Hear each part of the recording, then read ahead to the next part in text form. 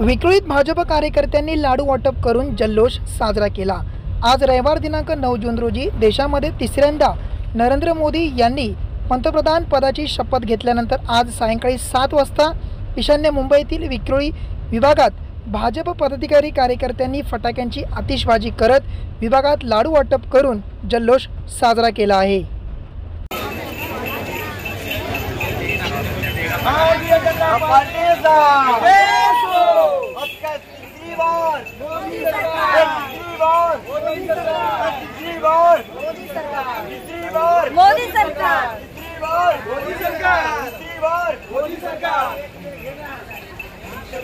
भारत माता की जय, वंदे मातरम, वंदे मातरम, तीसरी बार मोदी सरकार, तीसरी बार मोदी सरकार। हा भारतीय संविधान व लोकशाहीच्या इतिहासातला सर्वात मोठा ऐतिहासिक असा दिवस आहे।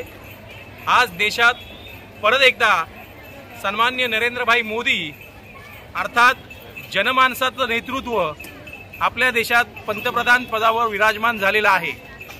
देशातील समतेसाठी, विकासासाठी व सर्वांना सोबत घेऊन जाण्यासाठी सन्माननीय नरेंद्रभाई मोदी यांच्या नेतृत्वाचं सरकार हे सक्षम होतं आहे आणि राहील हे परत एकदा देशातील जनतेने झाकून दिलेलं आहे। त्यामुळे फिर एक बार तिसरी बार मोदी सरकार आपल्या या भारत देशात आलं।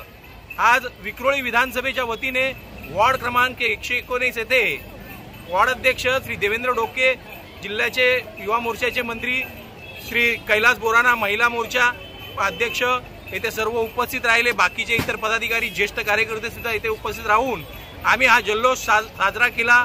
खंत एवढीच आहे की या कमल पुष्पांमध्ये ईशान्य मुंबईमधून आमचं कमल पुष्प अर्थात आमचा खासदार येथून गेला नाही, परंतु ही जबाबदारी फक्त भारतीय जनता पार्टीच्या कार्यकर्त्याची नव्हती, तर ईशान्यमधील प्रत्येक हिंदू समाज घटकाची होती। या सर्वांनी जर एकत्रितपणे मतदान केलं असतं तर ताकद दाखवली असती तर आपल्या इथूनही हे कमल पुष्प दिल्लीच्या लोकसभेत फुलवलं गेलं असतं। असो, सर्वांना परत एकदा आपल्या देशात परत एकदा सार्वत्रिकपणे स्थापन झालेल्या नरेंद्र मोदी सरकारच्या वतीने हार्दिक शुभेच्छा। धन्यवाद। भारत माता की जय।